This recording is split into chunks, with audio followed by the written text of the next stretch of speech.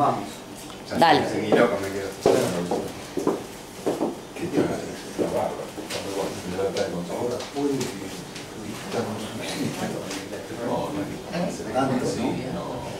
Mucha intoxicancia. Bueno, nada, es la última clase del curso de verano. Bueno, los coordinadores son Julieta Fatikov, Martín Masorio, Nico Quitrosa y yo, Alejandro Brain, siempre me gusta todo decir. Pero bueno, lo que queremos decir es que estamos muy agradecidos a todos por venir, a los que dieron las clases también. Acá está Leandro Brenda, bueno, a Rubén, por supuesto. Digamos, bueno, Roberto estuvo en todas, bueno, a todos en general, ¿no, Rafa? La verdad es que cuando lo pensamos no pensamos que iba a ser que iba a salir así, salió muy bien para nosotros. Además se fue grabando, con lo cual mucha de la gente que no vino las puede ver afuera y se pueden repetir las clases. Entonces estamos también muy agradecidos a los que dieron las clases porque fueron muy generosos, porque en realidad es una clase que ya está en la web y la puede ver cualquiera, digamos. O sea que presta su conocimiento sin prejuicios, y eso es muy difícil, que alguien se anime a mostrar algo que hace. O sea que ya los que dieron la clase, nosotros estamos súper agradecidos, y yo no di clases, sé que los envidio porque son muy buenos todos. Digamos, bueno, la última clase la va a dar Rubén Barenbaum, que también, así como Rafa Groisman, Rubén siempre nos apoyó, es del capítulo de psicofarmacología de APSA, él en un psicofármaco a la vez, los diferentes años de un psicofármaco a la vez, siempre dio una o dos clases, la verdad, y por eso está acá dándonos, nunca duda en ayudarnos cuando le pedimos, así que profundamente agradecidos. Y también pensar que esto fue una clase, fue lo que hizo el PEF durante el año, ¿no? Y de alguna manera atravesó la psicosis. Quizás el año que viene, el curso de verano, va a atravesar la depresión, no sé. Pero digamos, este primer curso atraviesa la psicosis, y ahora va a haber sobre psicosis, pero en psicofarmacología. La verdad es que salió muy bien, ¿no? La pudimos ver. Quedan muchas preguntas, la verdad, para todos. ¿Cómo anexar todo eso? Si bien nosotros estas clases no tenían nada que ver con la otra, pero en el fondo también estaría bueno poder armar como una especie de red, ¿no? Que una clase tenga que ver con la otra. Digamos, por ejemplo, una pregunta que a mí se me formula es, bueno, desde lo psicofarmacológico, desde la psiquiatría clásica, desde la psiquiatría clásica, el farmacológico me queda un poco más claro, pero desde el psicoanálisis, ¿cómo se aborda esta parte de la esquizofrenia, que es la parte que nosotros decimos, la parte, digamos, los síntomas negativos, o la parte donde la esquizofrenia no está en brote, ¿no? Esa parte donde el esquizofrénico es autista, no sé, por ejemplo, es una duda que a mí me quedó particularmente. Pero bueno, nada, ahora Rubén va a empezar, y nadie pretende... Este curso no pretendió dar una verdad, sino llevarnos a que estudiemos más, a que cada uno estudie más, y que cada uno que hizo el curso el año que viene, si quiere dar una clase, está invitadísimo. Bueno, gracias. La idea fue Martina, que dice, muy bien.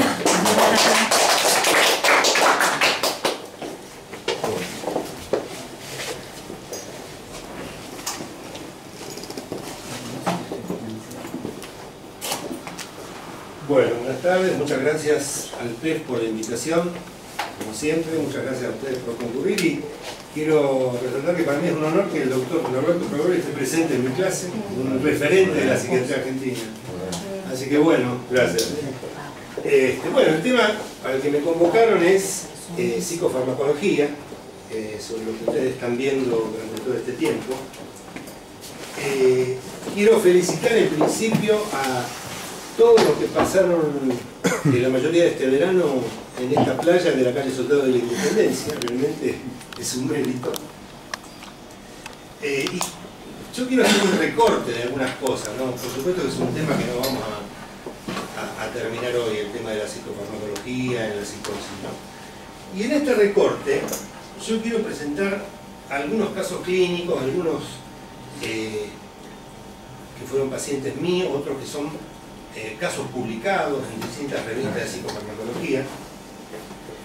Esta fue mi primera paciente. Yo hice mi formación en el hospital de Lanús, recién hablaba con Mónica, que ahí. Y en la época en que yo entré, el coordinador de la sala, yo estuve en la sala de mujeres, El coordinador era Horacio Gomaro, con el cual compartí muchos años en el hospital. Bueno, y esta fue mi primera paciente, donde yo mucho no sabía cómo encarar las cosas. Realmente era una paciente que en ese momento era muy complicada, ¿no? 27 años, derivada a la sala de internación con diagnóstico de esquizofrenia paranoide. Ideación paranoide, decía que los vecinos del piso superior del departamento la querían echar, golpean las alfombras sobre el piso para molestarme y me daban a entender que tenía que irme. Llegó medicada con haloperidol 20 miligramos, creo que venía de otro hospital, ¿no? Y llegó medicada con haloperidol 20 miligramos, o más, en esa época, lo estoy hablando del año 80, se utilizaban las megadosis. Había 80 miligramos, 100 miligramos de haloperidol en algunos pacientes. Una barbaridad, realmente se pensaba que el paciente empezaba a tener su efecto antipsicótico cuando se impregnaba, con todos los síntomas extrapiramidales. Y la paciente estaba impregnada con estos 20 miligramos de haloperidol. Se quejaba porque caminaba muy lentamente, más bien con esas dosis, y no tenía alucinaciones auditivas. Prefiere haber sido infiel a su marido. Las ideas persecutorias comenzaron cuando volvió a su domicilio luego de haber estado con su amante. Ante la falta de respuesta, había pasado bastante tiempo y había un límite, una rotación en la cual un paciente no podía estar en más de un tiempo determinado. Entonces pedí una supervisión a una colega que había trabajado en el hospital y que era psiquiatra y psicoanalista. Hoy es actualmente psicoanalista de una institución psicoanalítica, ¿no? Entonces yo empecé a supervisar a esta paciente. Yo realmente no tenía ni idea de esquizofrenia paranoide. Los síntomas persistían, ella se perseguía, estaba muy reticente. En el hospital había terapias grupales, terapias multifamiliares, ella nunca hablaba. La supervisora sugirió trabajar con una línea interpretativa apuntando a la sexualidad. El dato era que en esta paciente las ideas persecutorias aparecieron luego de una situación erotizada, vuelta a su domicilio luego de haber estado con su amante. La supervisora me aclaró que desde la teoría psicoanalítica, si se tratara de una psicosis, entre comillas, no habría una relación tan directa entre la situación erotizada y la aparición de sus ideas persecutorias. La paciente habría accedido a la triangularidad edípica, esta paciente, clara corriente tierna con los hombres y hostilidad manifiesta con las mujeres. Si fuera una psicosis, no hubiera accedido a la diferenciación sexual. Este es el razonamiento muy criterioso de la supervisora, ¿no es cierto? Me sugirió reducir paulatinamente el haloperidol y luego retirarlo. Retiré la medicación y continué trabajando en la línea interpretativa que apuntaba a la sexualidad. La paciente tuvo un cambio espectacular. Participaba activamente en las reuniones grupales y contrastaba con la actitud reticente de sus primeros días de internación. Con buen criterio, un colega me decía que si no hubiéramos escuchado el discurso de la paciente, hubiera seguido deambulando por los distintos servicios y le habrían indicado incluso terapia electroconvulsiva para tratar su esquizofrenia. En relación al diagnóstico, se pensó en una histeria grave, en ese momento se hablaba de histeria grave, o un trastorno borderline. En un momento del tratamiento, la paciente desarrolló una transferencia erótica que fue trabajada como resistencia al tratamiento. Una nota de color: en una reunión de equipo, un colega que se había quedado pegado con el diagnóstico con el cual la paciente fue derivada a la sala dijo: es la primera vez que veo a una paciente esquizofrénica desarrollar una transferencia erótica. Bueno, psicoterapia o psicofarmacología. Entonces, acá yo creo que para mí este fue un caso paradigmático. Fue mi primera paciente en el hospital y realmente aprendí muchísimo con esta paciente, ¿no? Entonces, la psicosis, se llama este curso. ¿Esta paciente tenía una psicosis o tenía síntomas psicóticos? Que es diferente. El trastorno era otro, no era un trastorno psicótico. Cuando hablamos de la psicosis, aludimos a los trastornos psicóticos. Por ejemplo, la esquizofrenia, que es el más estudiado de los trastornos psicóticos. Luego, si recordamos la psiquiatría clásica, tenemos la paranoia de Kraepelin, lo que Kraepelin llamó la psicosis maníaco-depresiva, que hoy sabemos que es si tomamos el DSM, o es un trastorno afectivo, que puede tener síntomas psicóticos, pero no es una psicosis, no es un trastorno psicótico, es un trastorno afectivo, el trastorno bipolar, ¿no es cierto? Que en la época de Kraepelin era la psicosis maníaco-depresiva. El diagnóstico presuntivo del trastorno de esta paciente, trastorno límite de la personalidad, que hoy, de acuerdo a las dimensiones que tiene el trastorno límite, diríamos que tenía una dimensión psicótica y una dimensión afectiva. ¿Intervención terapéutica o intervención biológica? Esto va a depender justamente de lo que le pase al paciente, a cada uno de los pacientes. No podemos generalizar, ¿no es cierto? Yo con esta paciente no tenía ninguna respuesta con los 20 miligramos de haloperidol, estaba dura, caminaba lentamente, ella se quejaba de eso, y no había ninguna respuesta con la medicación. Claro, estaba mal hecho el diagnóstico de entrada, con el cual esta paciente fue derivada al hospital, ¿cierto? Este es un artículo del American Journal, donde lo traduje, en una parte dice: una sola entrevista diagnóstica, independientemente de cuán confiable resulte, no captura la esencia de lo que está sucediendo. El diagnóstico preciso debe ser parte del diálogo clínico con el paciente. Hasta aquí esta primera paciente. Quiero mostrarles otra viñeta clínica. Esta es una paciente que vi junto con el doctor Sergio Halsman en junio del año pasado. Fue derivada, a ver si acá yo lo puse. Vive en Bolivia la paciente, también tiene 27 años. Cuando estaba haciendo las diapositivas para esta presentación dije: qué casualidad, igual que el otro paciente. 27 años, vive en Bolivia, comenzó a los 18 años con síntomas psicóticos, ideas delirantes y alucinaciones auditivas. Diagnóstico presuntivo: esquizofrenia paranoide. La trataron con distintos antipsicóticos en Bolivia durante 9 años: haloperidol, olanzapina, quetiapina, risperidona, aripiprazol. Tuvo respuestas parciales en alguna oportunidad, pero mantuvo la sintomatología positiva durante los 9 años. Nunca logró remisión sintomática, siempre con delirio, siempre con alucinaciones, durante 9 años con todos los antipsicóticos que le habían dado. Faltaba darle un antipsicótico. El psiquiatra de su país decide indicar clozapina, pero en Bolivia no se comercializa la clozapina, por lo cual la deriva a un colega, que es el doctor Sergio Hartman, para que la atienda en Buenos Aires. O sea que acá había clozapina, bueno, viene la paciente, le empieza a ver Sergio, la paciente llega a Buenos Aires muy productiva, con ideación delirante paranoide, internación en clínica psiquiátrica y comienza con clozapina. Se tituló la clozapina llegando a 600 miligramos por día, no hubo ninguna respuesta, es más, empeoró con la clozapina, se agudizaron sus síntomas positivos. Se empeoró con la clozapina, ya no entiendo. Bueno, Sergio me dice, me invita para que vayamos a ver a la paciente en la clínica, y ante tanta resistencia al tratamiento se nos ocurre replantearnos el diagnóstico, que es lo que correspondería hacer, ¿cierto?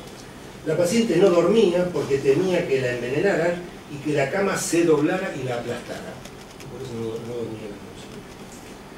Se resistía a tomar la medicación porque desconfiaba de los profesionales de la clínica, decía que la querían envenenar. Seguía productiva a pesar de los 600 miligramos de clozapina, ideas de envenenamiento, decía que ella era princesa de España y que una abuela era la reina de Inglaterra, con absoluta certeza.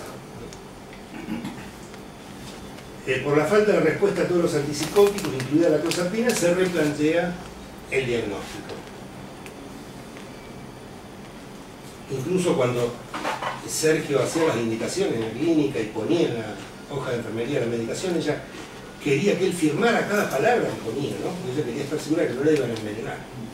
Si él no aclaraba todo muy bien, la podían envenenar. Bueno, se pide interconsulta con un neurólogo, en esta idea que era refractaria durante tantos años y no responde a clozapina, es llamativo. Se le hizo un electroencefalograma prolongado, una resonancia magnética del cerebro, y el diagnóstico del neurólogo fue crisis parciales del lóbulo temporal. El neurólogo dijo que de acuerdo al electroencefalograma se trataba de un cuadro neurológico muy severo, con riesgo de muerte. Estuvo a punto de entrar en estado de mal epiléptico, mirando el trazado electroencefalográfico. ¿Cómo? Con recursos de clozapina. Claro, nosotros lo pensamos también, pero ¿qué pasa? Y es una buena intervención, Nicolás.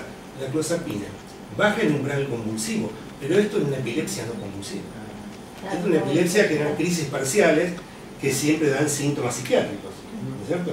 Si hubiera tenido convulsión, uno podría pensar que la clozapina bajó el umbral convulsivo, pero acá, o sea, psicótica estuvo siempre, ¿no es cierto? Lo habíamos planteado como duda, incluso se lo dijimos al neurólogo y dijo que no, porque es una epilepsia no convulsiva. Por eso se llaman crisis parciales y no generalizadas. Bueno, antes de comenzar con el tratamiento antiepiléptico, se internó en clínica médica porque tuvimos la mala suerte que hicieran una granulocitosis con la clozapina. Tenía 0% de neutrófilos, tenía un riesgo de muerte inminente. Estuve internada en el hospital británico y por suerte le dieron un estimulante de colonias. Yo digo por suerte le dieron un estimulante de colonias porque yo averigüé con una colega psiquiatra que averigüe en el servicio de hematología de su hospital, y en el hospital la hematóloga le dijo, pero son muy caros los estimulantes de colonia, van a usar estimulantes de colonia. O sea, así estamos, ¿no? Por suerte esta paciente estaba en un lugar, en una institución donde no dudaron en utilizar estimulantes de colonia. Le dieron filgrastim, en 2 días tenía 0% de neutrófilos, riesgo inminente de muerte. ¿En cuánto tiempo llegó a ese nivel, a ese porcentaje de...? Al 0% de neutrófilos. Claro. En una semana, 10 días. 10 días, como mucho. ¿Cuánto tiempo estuvo tomando la clozapina? No sé si llegó un mes. No sé O sea, si que se hacía análisis toda la semana. No. Bueno, acá viene otro tema. La clínica psiquiátrica en la que estuve internada hacía los análisis cada 12 o 13 días. Eso lo dice la tía, porque digamos, venía la madre, la tía de la paciente, vivían en Bolivia, se turnaban para venir. La tía aclara que en la clínica no le hacían cada 7 días el hemograma, se lo hacían cada 12 o 13 días, cosa que está muy mal. Otra cosa que nos cuenta la tía también, y es increíble, bueno, había una enfermera en esta clínica que no estaba capacitada, la paciente estaba con fiebre y la enfermera le dice, pongámosle un paño mojado en la cabeza y usted fíjese cómo sigue la paciente, a la tía. Bueno, estaban tomando clozapina y tenían fiebre, un paño mojado en la cabeza. Bueno, en pocos días, 2 días, se recuperó con el filgrastim, que es el estimulante de colonias. Nosotros suponemos, porque averiguamos, cuánto tiempo tardaría una paciente o paciente en recuperar el nivel de neutrófilos o leucocitos neurales si no se le diera estimulante de colonias. Puede tardar 10 días, y en esta paciente hubiera sido muy riesgoso recuperar 10 días, ¿cierto? Bueno, llegó después a valores normales de leucocitos y neutrófilos y se internó en otra clínica psiquiátrica. La familia no quería internar en la misma clínica. Comenzó tratamiento con la motrigina, indicado por el neurólogo, que hubo que cambiar a valproato. El cambio a valproato no fue porque la motrigina provocara efectos adversos, sino que la familia estaba pagando todo, digamos, el cargo desde la economía era muy grande porque pagaban todo, un alquiler, las clínicas de forma privada. Entonces ellos querían volver a Bolivia y que siguiera el tratamiento en Bolivia. Entonces el neurólogo, con buen criterio, empezó titulando la motrigina con dosis muy bajas, pero no había tiempo, porque la familia quería volver a Bolivia con el paciente. Así que se cambia a valproato, ¿no? Este fue un poco el motivo del cambio del neurólogo. Y comenzó además con 10 miligramos de aripiprazol. Remitieron los síntomas psicóticos en ese momento, digo en ese momento porque ahora todavía tiene síntomas psicóticos, pero la paciente estaba apática, con déficit atencional y alogia. Tenía clínica de síntomas deficitarios, cosa que, de alguna manera, habiéndola visto en su brote, con sus síntomas positivos, esto de alguna manera, para nosotros es una mejoría, entre comillas, ¿no es cierto?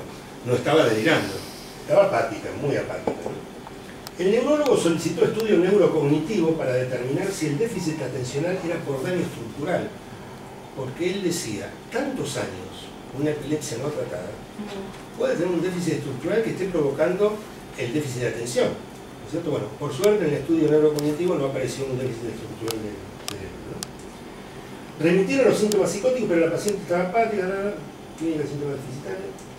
Los neurólogos nos enseñan, y esto lo hemos aprendido con varios pacientes, que las crisis parciales del lóbulo temporal se pueden manifestar psiquiátricamente con cualquier síntoma. Depresión, manía, crisis de pánico o síntomas psicóticos. A mí me gustaría, si querés, Rafael, contar un poquito